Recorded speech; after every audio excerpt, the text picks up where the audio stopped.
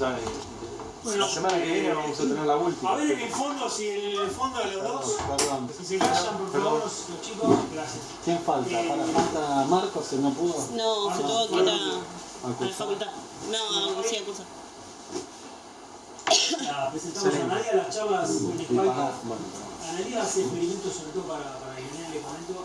Ella es la bióloga, ella no sabe eso, pero suele hacer experimentos de ver qué les pasa a ciertos organismos cuando se los incide con sonido. Así que creo que nos va a hablar de algún resultado experimental reciente. ¿Ves? Sí. Todo tuyo. Perdón. Sí. Germán, ¿le avisaron en esta charla? Sería interesante. Sabe que, porque hoy pasó Creo me que tenía preguntó. ¿Algún reloj, por favor, los 40 minutos? Sí. Porque yo lo tengo grabado. Vale, 40. Bueno, bueno, como dijo Edmundo, yo me voy a encargar de ver qué le pasa a los organismos cuando se los ataca con ultrasonido. Empezamos los experimentos con Esqueletonema pseudocostatum porque es el alga que siempre se utilizó acá para los ensayos de scattering que hacían. Entonces, bueno, seguimos con el mismo alga que ya está medio conocida y no hay que empezar a aprender sobre ella. Perdón, te interrumpo. En particular, ese alga tiene una estructura de sílice que es buena para producir scattering. Sí, Por eso esa especie en particular, y bueno, esta gracias a Analia es la que se pudo reproducir acá. las forma diatomeas fácil. en general Claro. tienen una estructura de sílice, vendría a ser como vidrio, que las recubre, las protege, y eso es la propiedad que a ellos les gusta para evaluar el scattering de los microorganismos. Que genera mucho contraste de densidad, entonces Entre el medio y la diatomea. me gusta mucho. Y bueno, Esqueletonema pseudocostatum es la que crece bien en cultivo, la tenemos, podríamos tener más, pero bueno, con una nos alcanza y nos sobra, por ahora. Bueno, cualquier organismo aeróbico, por ejemplo una diatomea, o por ejemplo nosotros mismos, o la planta que está ahí, tiene la particularidad que usa el oxígeno como aceptor final de electrones en una serie de procesos que son necesarios para obtener energía. Cuando nosotros acumulamos ATP en nuestras células, lo hacemos a partir de oxígeno. Y el oxígeno, además de ser una molécula muy chiquitita, tiene la particularidad de ser muy electronegativo y que tiene electrones desapareados en su capa de valencia. La capa de valencia es la más externa de la molécula. Eso hace que esa molécula tan chiquitita pueda ir cediendo electrones o ganando electrones, generando distintas especies reactivas de oxígeno, se la llama así porque justamente al tener electrones desapareados en su capa de valencia tienen la particularidad de poder oxidar de manera muy fácil moléculas más importantes, ¿no? Moléculas biológicas importantes. Estas especies reactivas de oxígeno se forman de manera natural como subproducto de ese metabolismo común en todos los organismos aeróbicos y tienen un papel importante en la señalización celular, o sea que vienen a cumplir una función en la célula y se generan todo el tiempo. Y si eso no ocurriera, nosotros, por ejemplo, no envejeceríamos. Presentes en bajas concentraciones en las células, entonces son imprescindibles para que funcionen bien. No se ve ahí, pero las más importantes de las especies reactivas de oxígeno son el anión superóxido, a ver si se ve la flecha ahí, sí. El radical hidroxilo y el peróxido de hidrógeno. Estos son los tres más importantes. Y esto es solamente ver cómo a partir de una molécula de oxígeno puedo, por pérdida y ganancia de electrones, ir transformando en las distintas especies reactivas de oxígeno. Y bueno, finalmente se puede formar agua también, ¿no? Pero, como les decía, son muy reactivas y entonces pueden oxidar y modificar componentes celulares importantes. Pueden oxidar carbohidratos, lípidos, proteínas y ADN. Están puestos en ese orden porque es el orden de importancia en el que pueden resultar más o menos jodidos. Si se me oxidan carbohidratos, bueno, no pasa nada. Pero a partir de la oxidación de lípidos, proteínas y ADN, empiezo a tener problemas cada vez más serios. Y en condiciones de estrés ambiental, los niveles de especies reactivas de oxígeno pueden ir acumulándose y provocar daños en esas estructuras, en esas biomoléculas que conforman estructuras. Ahora les voy a hablar un poquito de eso. Y ese fenómeno es lo que se conoce como estrés oxidativo. Entonces yo puse ahí un esquemita, básicamente para que se entienda que esto se trata de un equilibrio dinámico.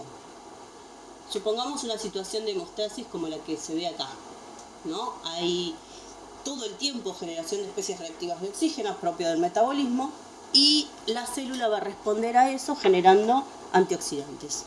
Se lleva a un equilibrio, perfecto, no hay estrés oxidativo. Esto es muy poco probable que suceda, porque las especies reactivas de oxígeno se están formando todo el tiempo. Entonces todo el tiempo estoy teniendo respuesta antioxidante. Si se incrementan las especies reactivas de oxígeno, entonces entro en una fase de estrés oxidativo. La célula va a generar compuestos antioxidantes buscando volver al equilibrio. Si eventualmente la célula está expuesta a niveles de ROS durante un periodo de tiempo largo, entonces la célula lo que va a hacer va a empezar a generar antioxidantes que cuando ese periodo de estrés disminuya va a quedar como una reserva de antioxidantes y este estado en donde no hay estrés oxidativo se lo conoce como entorno reductor. Entonces, cada vez que yo tengo un desequilibrio entre la producción de especies reactivas de oxígeno y la capacidad del sistema biológico de neutralizar a esas especies reactivas de oxígeno, voy a tener estrés oxidativo. Y esto es importante porque cuando uno analiza qué es lo que le pasa a las células, queriendo ver si hay daño o estrés oxidativo, es muy importante el momento en el que mida, porque me puede suceder que esté mirando en un momento en el que ya se produjo toda la reparación y digo, ay no les hace nada. Y por eso se trabaja con distintas dosis. Y ese estrés oxidativo no es bueno para la célula. Si vos tenés el estrés oxidativo permanente en el tiempo, no es bueno para la célula.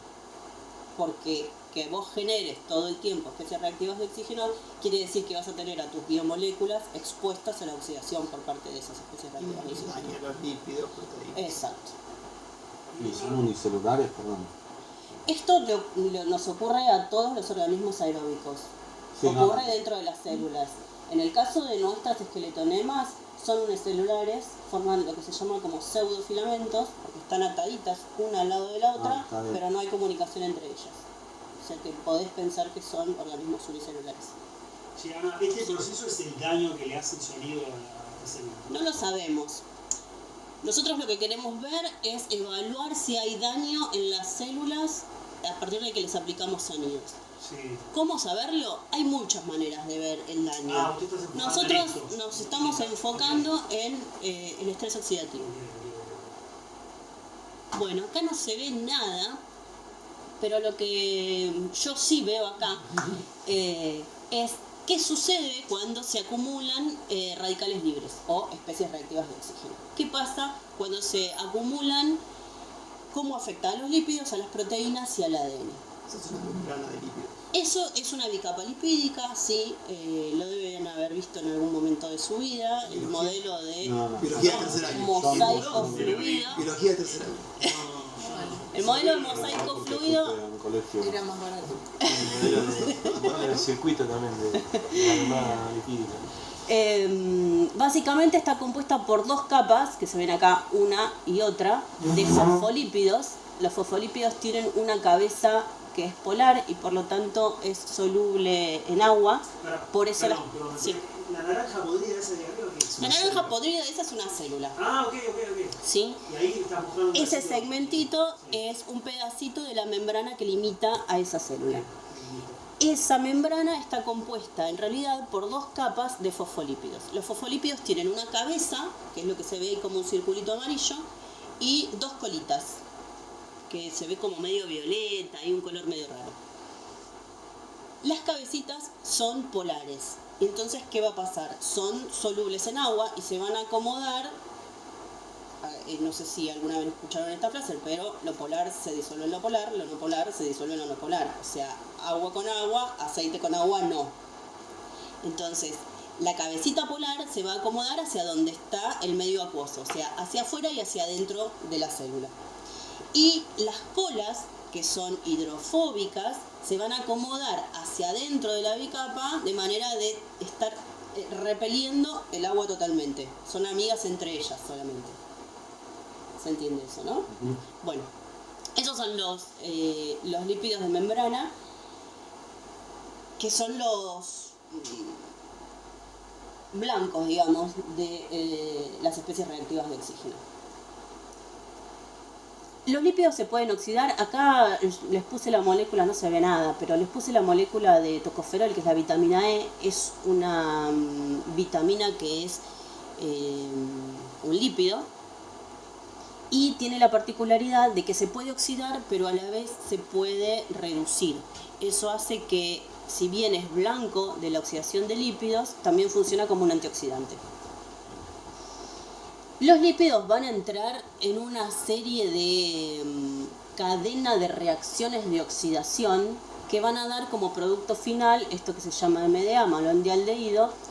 Y la cuestión es que cuando esto sucede y se empiezan a oxidar todos estos lípidos que están formando la membrana, bueno, voy a tener alteraciones en la membrana, ¿sí? La membrana se va a ver alterada. Estas cosas que atraviesan la membrana que están acá son proteínas, ¿sí? Las proteínas de la membrana también son blanco de oxidación. En el caso de las proteínas, lo más importante es que se puede dañar el sistema de transporte de calcio y eso puede hacer que se dañen los sistemas de ATP. Este modelo de mosaico fluido yo se los dibujé en la membrana plasmática, que es como la que delimita la célula. Pero los sistemas membranosos son internos también. Todas las organelas están delimitadas por este mismo tipo de estructura. Y por ejemplo, en las mitocondrias yo tengo la bicapa lipídica y tengo... Pará un poco. ¿Qué son las organelas? Las organelas son estructuras internas de la célula. Por ejemplo, el más conocido es el núcleo. Okay. ¿Sí? Cada una de las bolsitas. Cada una de esas bolsitas cumple una función. Chinchulines de la selección. Claro, sí. Y lo otro que dijiste, después dijiste algo de las organelas. Dije que cada una de estas organelas está delimitada también por esta misma bicapa. Sí. ¿Sí? Nombraste otro bicho también, otra cosa. Sí, el otro bicho que nombré, o la otra organela que nombré, es la mitocondria. Eso.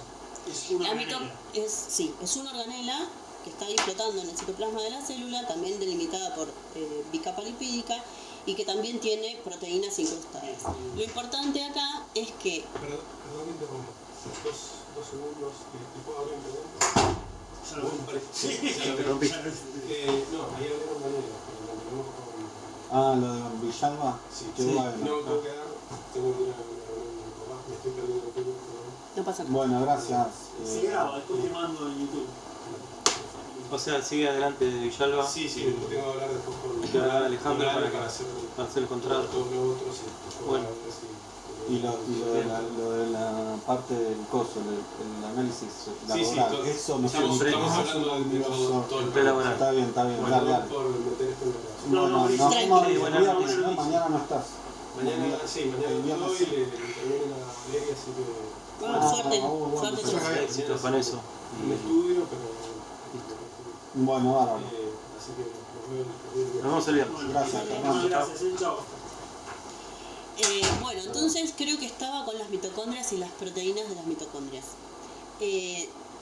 Las proteínas de la membrana, de cualquier membrana, tienen múltiples funciones. Muchas funcionan como canales para el transporte de iones, ¿sí? Hacia afuera o hacia adentro, pasan a través de esos canales. Y hay otras proteínas que tienen actividad enzimática, que directamente catalizan una reacción. Entonces, cuando yo tengo daño a esas proteínas, puedo tener daños en el metabolismo energético de la célula. Por ejemplo, en los sistemas de ATP, en la generación de ATP que se genera justamente en la membrana celular. Alguien va a preguntar qué es ATP, no lo encontré. Adenosín-trifosfato, muy bien, mirá el Es la cambio. moneda energética de la célula. Es la moneda de cambio. ¿no? Perfecto. Adenosín-trifosfato, adenosín-trifosfato, sí, Son también. películas, ATP. Sí, con una fosforilación de más o de menos, lo que hace la célula es ganar o perder energía.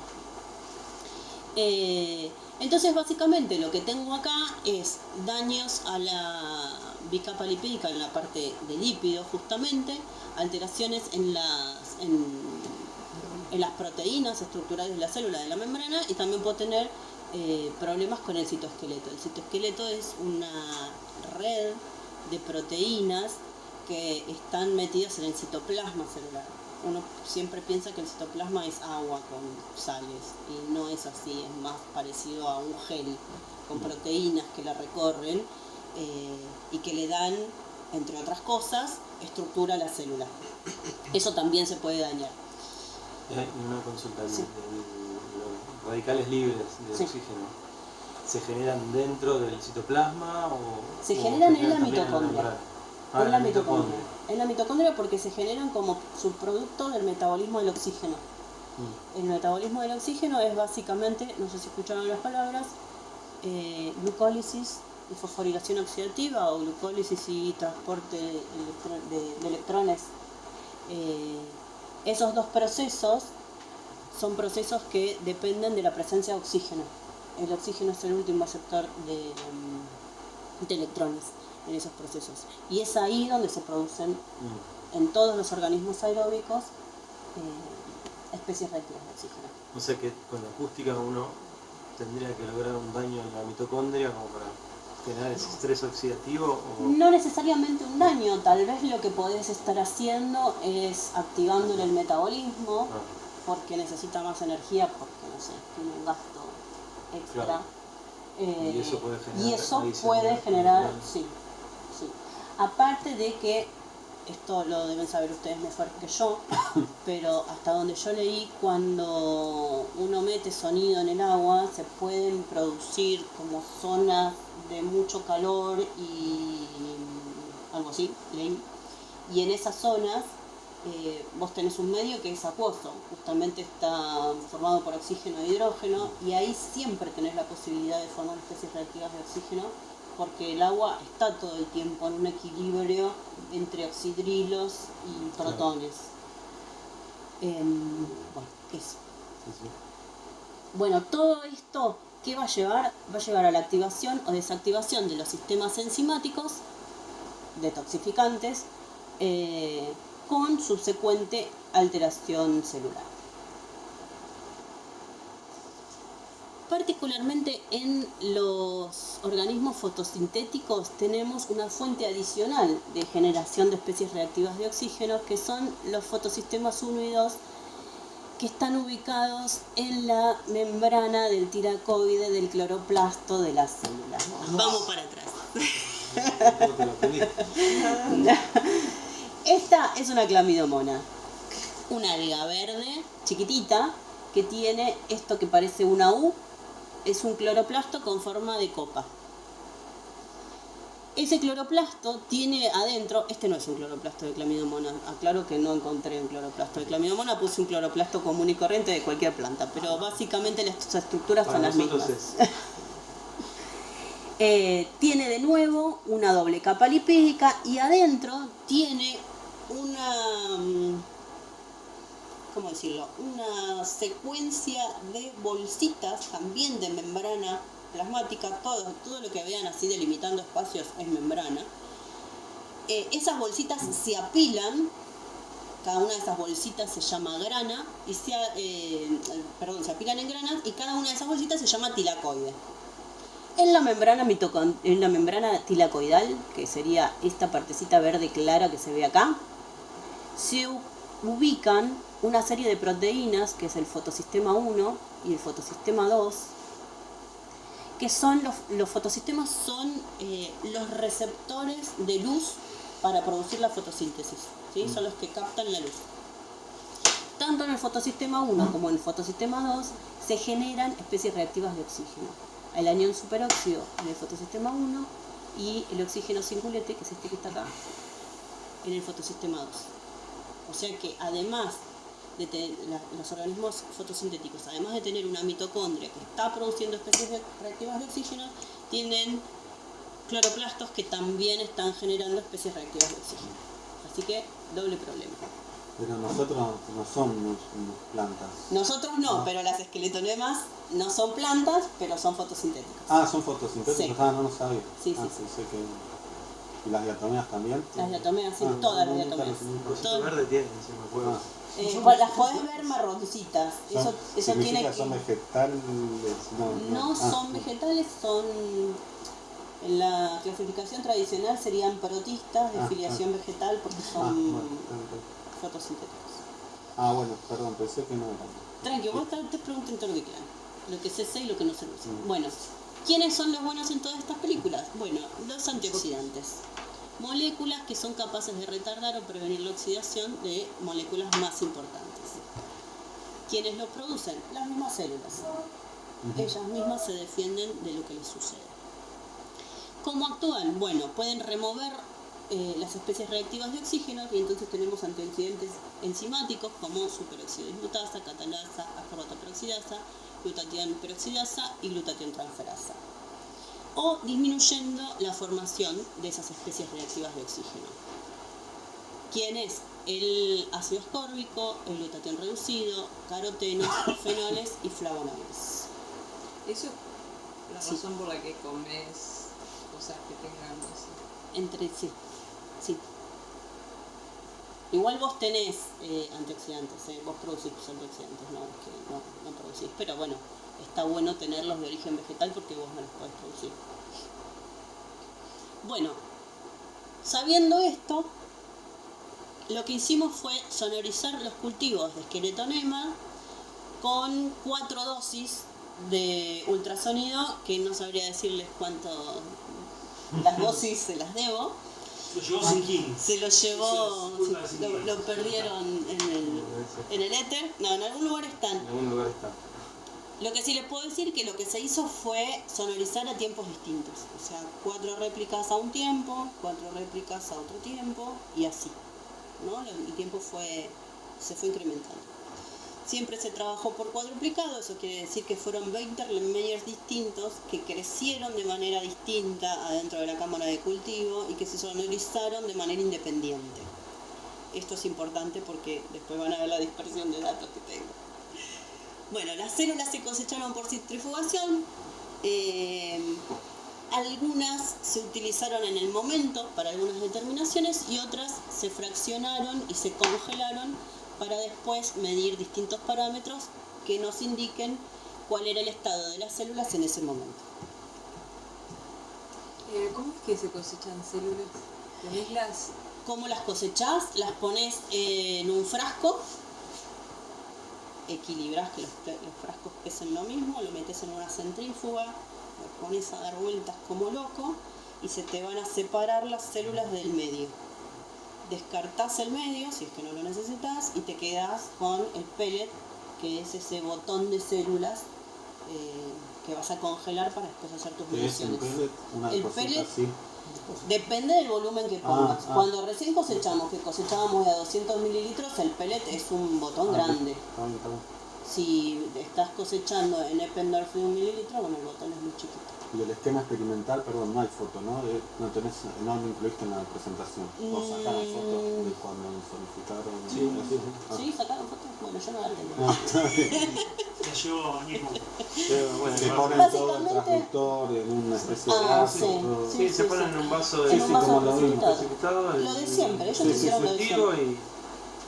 y se sonoriza. Una vez que ellos hacían eso, me pasaban el vaso a mí y yo fraccionaba, congelaba, separaba para medir en ese día. Y una pregunta, ¿qué hay? ¿Agua salada? Ponerle con... ¿Cómo está con compuesto el cultivo? Sí. Es agua de mar, Sí. pasteurizada, Ah. pasteurizada y esterilizada por autoclave. Se le adiciona por cada litro de agua 10 mililitros de un medio de cultivo que lo compra Silvia. Espero que, no sé, que siga comprando. Y después se le inoculan esqueletonemas, se lo ponen en una cámara de cultivo y se espera hasta que crezcan. Bueno, A ver. Bien. ¿qué parámetros medimos? Bueno, el que se midió en el momento, uno de los dos que se midió en el momento fue la actividad de una enzima mitocondrial que se llama succinato de deshidrogenasa. Esta enzima es importante porque es una de las que participa tanto en la glicólisis como en el transporte de electrones a través de membrana que generan el ATP. No se Acá llega... no estás contando. Claro, porque ya no se cuenta. No se cuenta que... Perdón. Después de, perdón, te estoy No. imaginando que estás tratando. Está midiendo otras propiedades Está bien. de lo que queda de la Un célula. recuento. No hay reencuentro, eso, digo, ya no se, ¿recuento antes se óptico? contaba. No. Yo pensé que se contaba No, mira, la verdad es que se eso. separó para hacer recuentos. Los recuentos se hicieron, de Sí. hecho, porque ahora vas a ver cuando veas el resto de los resultados, vos tenés que expresar esos resultados relativizados a algo. Por Sí. ejemplo, el número de células. O sea que el recuento es forzoso. Ah, Yo no lo cuento acá, pero el recuento siempre es forzoso. O sea, yo tengo que contar, porque bueno. cuando cuantifique cuánto caroteno se produjo, lo tengo que referir a un número de células. sí.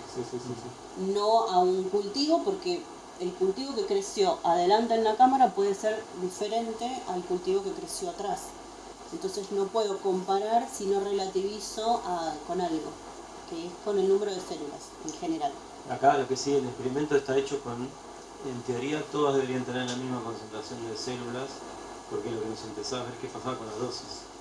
Pero vos no podés A través de- hacerlo por el proceso, sí, por No, el procedimiento sí. de crecimiento que tenés. Exacto, Claro. porque cada uno creció de manera independiente y cada uno creció como se le cantó. En la célula. Exacto. Y entonces después medís concentración de esta Bueno, entonces toxicidad, lo que haces es medir el producto de una reacción, que es el formazán, le pones un reactivo que se llama MTT o bromuro de 3, 4, 5, bueno, ese nombre infinito, y lo que haces es medir la absorbancia de que es un compuesto de color azul. Entonces lo monitoreas a 595 nanómetros con un espectrofotómetro. ¿Sí? Y lo que hace es relativizarlo a la densidad óptica, a esa longitud de onda del control. ¿Sí? Y lo calculás como si el control fuera el 100% de viabilidad, o sea, la enzima impoluta. ¿Sí? Sí. Entonces, después graficás esa diferencia con el control, ¿sí? El porcentaje de viabilidad. Se le llama porcentaje de viabilidad, para mí no está bien puesto el nombre, pero bueno, es el que usan. El control Nunca tiene- puede dar más tiene chico una que el dispersión control. también. El no. control no tiene una dispersión no se porque puede lo que dar haces más es calcular al 100%. O sea, vos tomás cuando vos lo graficás, sí tiene dispersión. Porque son Si cuatro, yo tomo el son dato crudo, cuatro cultivos. sí, digamos. si yo tomo el dato crudo de la absorbancia, sí tengo dispersión. Ajá. Ni hablar, pero cuando yo calculo un porcentaje y tomo el control como el 100%, chau, perdí la dispersión del Tomás el control. valor Porque medio, eso es muy parece. 100, claro, tomás el valor medio. Entonces, bueno, qué sé yo, ¿hay aumento de la actividad mitocondrial No, como efecto de la normalización? Con eh, esa dispersión de datos no puedo decir absolutamente nada. bueno, pero no decreció, o sí. No decreció, pareciera que hay un aumento, por lo menos en la última dosis, en la más concentrada, en la más insonorizada, no sé cómo se diga, Sí. a la que más expuesta estuvo, pareciera que hay un aumento de la actividad. Pero bueno, Las dosis. Pero podría haber bajado también, ¿no, Ana?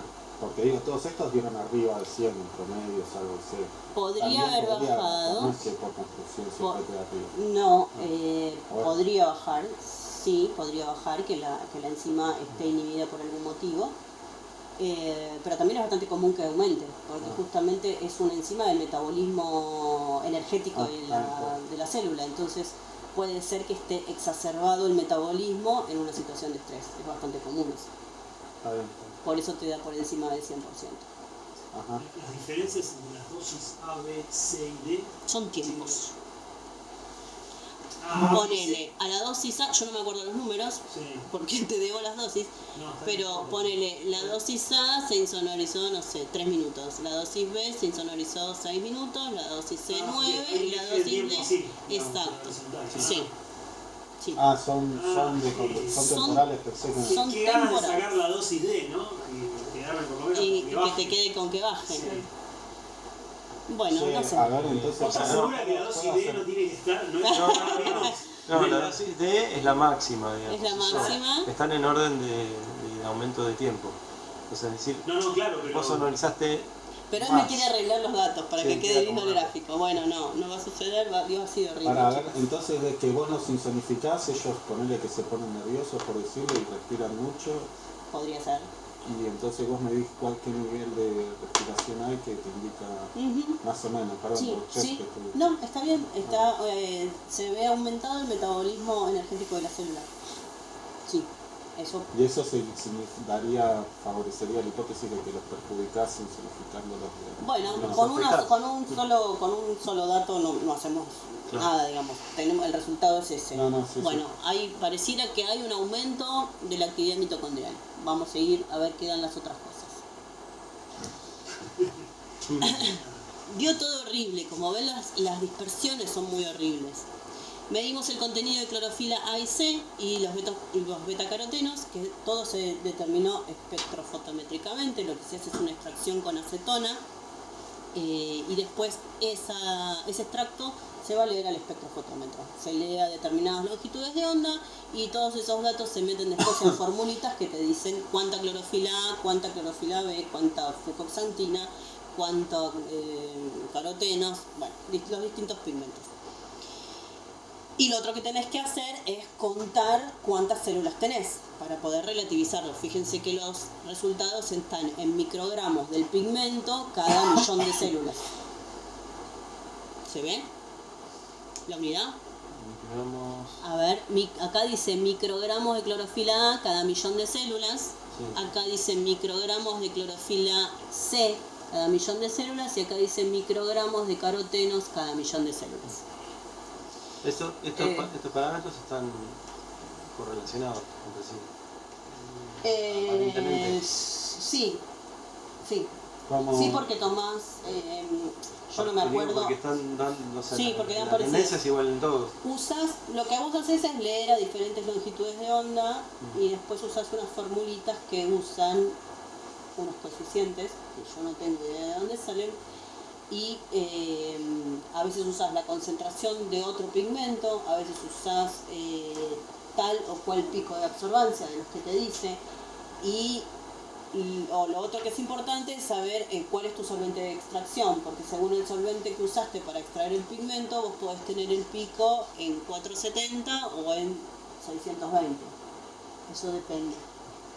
Todo eso es dato de bibliografía. Vos vas con tus absorbancias y los metés en las fórmulas de un paper. Y las barras se refieren a que se repitió muchas veces para cada dosis una. Cada uno de estos, el control, la Se dosis repitió. A, se repitió 4 veces. Ah, 4 o sea, veces. tuvimos 4 réplicas. Las diferencias entre esas 4 réplicas es esta barra infecta. Es eso. Esa es la dispersión de datos para la dosis A. Horrible. Entonces, supongamos que por un momento no miramos las dispersiones, hacemos de cuenta que no están. Bueno, podríamos decir que hay como un aumento de clorofilas en respuesta a la insonorización y lo mismo con los carotenos. Sí, igual referías a la al control. A la dispersión del control no es que son tan grandes, digo, para ayudar. No, porque bueno, no una Mirándolo control con amor. grande, la No, cepa pero- grande, el control Pero chico, yo más después, chico. yo con estos datos hice análisis de varianza y me da todo no significativo. O sea, ahora vas a ver cuál es el único valor que dio significativo. Ahora lo van a ver. No, Igual olvidándonos pareciera un aumento de la dispersión así a ojo de pájaro. ¿En dónde? A partir de que vos les das una dosis, te Sí, aumenta como que la dispersión, no solamente aumenta el valor, sino que aumenta la dispersión, eso querés decir. Claro. Sí. Pero acá no, en la primera no. En la primera tuviste la máxima dispersión en la dosis A, que es la de menor tiempo. Ujú. Ahí no. Sí. Sí, no digo que aumente. Que no solamente aumenta el proporcional, pero valor, sí que hay, sino que respecto aumenta al la control, te dispersión. cambia. Una vez que vos empezaste a irradiar, te aparece, aparentemente te aumenta la dispersión en todos. Ya con la primera dosis. Y en relación al anterior, al parámetro anterior,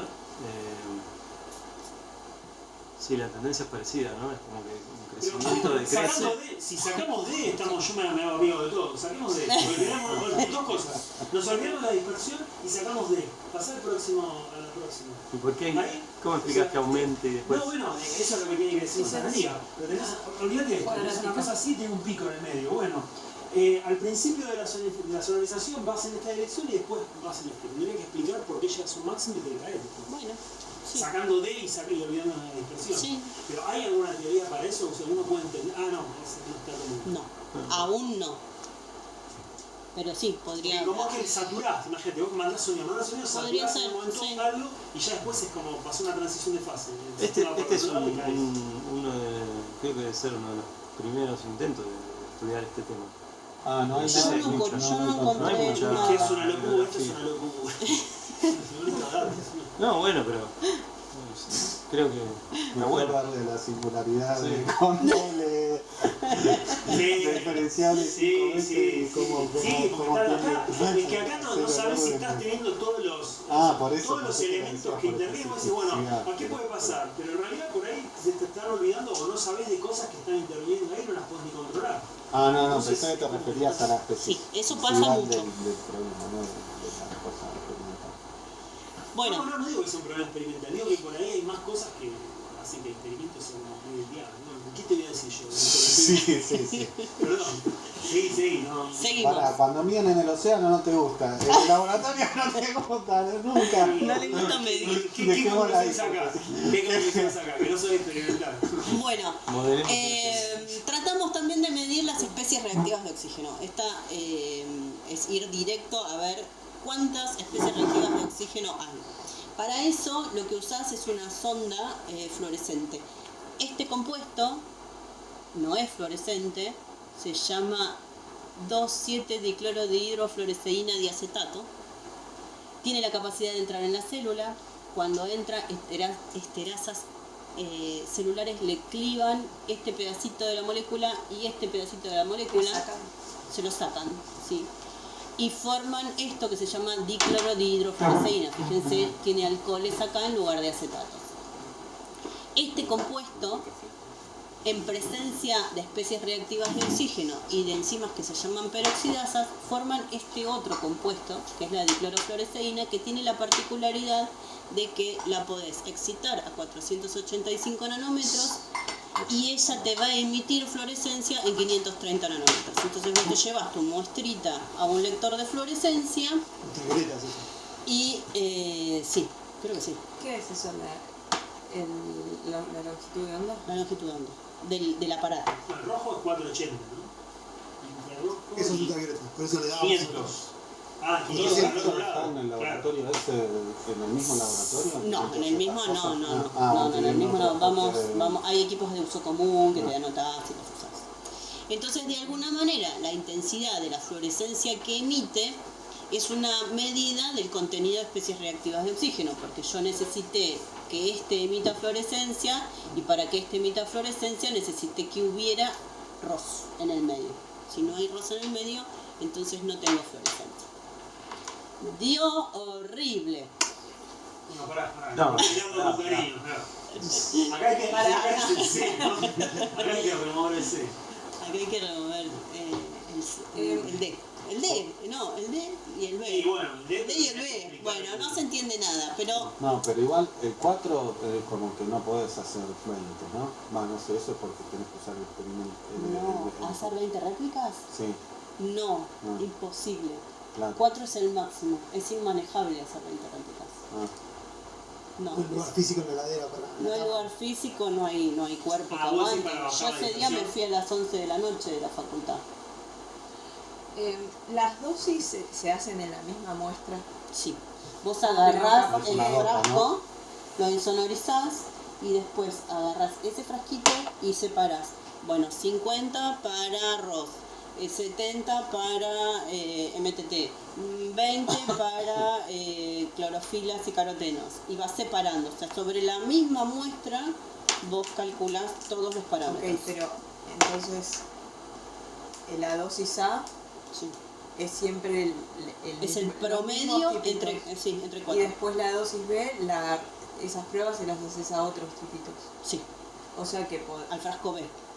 Pero Sí, ese es digo, el comportamiento que el nombre de esto no. puede ser porque estos tipitos tienen tales características y los otros otras.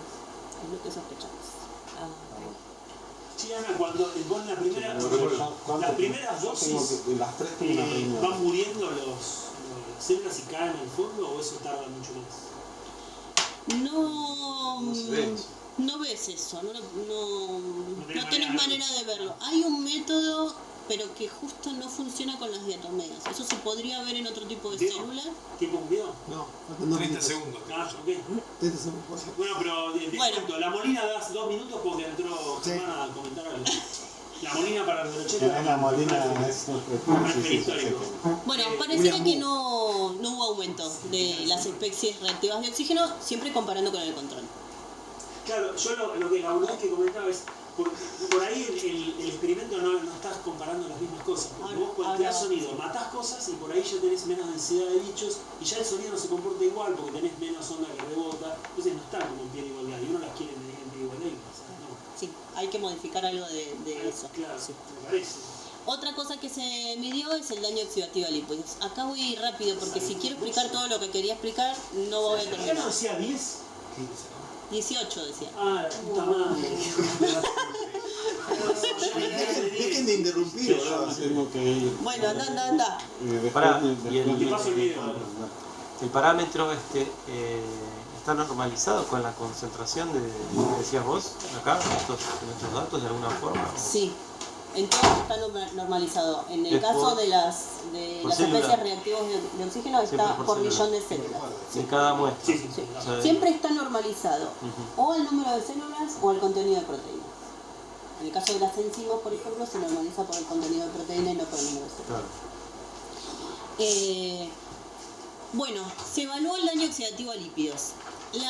Como les conté, vieron al principio que los lípidos son blancos de las especies reactivas de oxígeno. Bueno, eso ocurre en un proceso que se llama peroxidación lipídica, que tiene 3 fases: la fase de iniciación, propagación y terminación. La de iniciación es la pérdida de un hidrógeno. Acá no sé, los hidrógenos nunca se dibujan en química orgánica, tienen esa manía. Acá hay un carbono, en este ángulo hay un carbono que tiene un enlace para acá, 2 enlaces para acá, y el que no está dibujado, los carbonos siempre forman 4 enlaces, es un hidrógeno. Ese hidrógeno se lo va a robar este señor, que es un radical oxidrilo, y así inicia el proceso de oxidación. ¿Por qué? Porque lo que se me va a formar es un radical de ácido graso. El original era un ácido graso poliinsaturado, acá voy a tener un ácido graso como radical, ¿sí? Le quedó un electrón desapareado. Eso es muy inestable.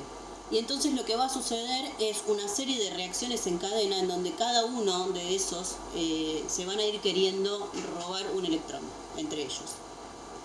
Chiste con los radicales no sé. Sí, con los radicales no. Y menos con los radicales libres. Todo, ¿qué es malandra? Entonces, cuando se forma ese radical de ácido graso, ese tiene la capacidad de reaccionar con el oxígeno molecular, que acuérdense que siempre está dando vueltas por ahí, y forma este peroxil radical de ácido graso. Este señor es muy inestable y empieza a reaccionar con otros ácidos grasos o consigo mismo, y va a dejar de reaccionar cuando 2 radicales finalmente se unan entre sí y se neutralicen, y eso va a ocurrir cuando la concentración de radicales de ácido graso sea alta, porque la química es probabilidad de encuentro entre 2 moléculas. O sea, para que haya un radical y se encuentre con otro y se neutralicen entre ellos, la concentración de radicales tiene que ser alta. ¿Y cuándo se va a terminar esto? Bueno, cuando finalmente radicales se encuentren entre ellos y se neutralizan, o cuando se produzca el hidroperóxido de lípido, que es esto que les puse acá como LOOH, que es el producto primario de la peroxidación lipídica. Ahora, ese hidroperóxido de lípido, si bien es muy estable, también es muy fácil de degradar, y se degrada a aldehídos, una serie de compuestos, muchos aldehídos, de los cuales el más conocido es el malondialdehído.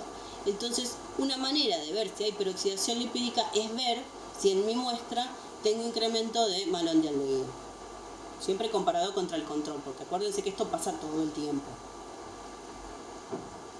Entonces, este es el MDA, el malondialdehído, que reacciona con el ácido tiobarbitúrico para dar este compuesto, que es un compuesto rosadito, con un pico de absorción en 532 nanómetros, y ahí yo, de nuevo, me encanta que haya color porque me voy al espectrofotómetro y cuantifico. Este es el único que dio significativa la diferencia entre control y una de las dosis. O sea que acá podemos decir que hay peroxidación lipídica, al menos en la dosis C. Ahora, la pregunta es, ¿por qué Katzo en la dosis D da más baja? Bueno, tenemos mucha dispersión también. Sí.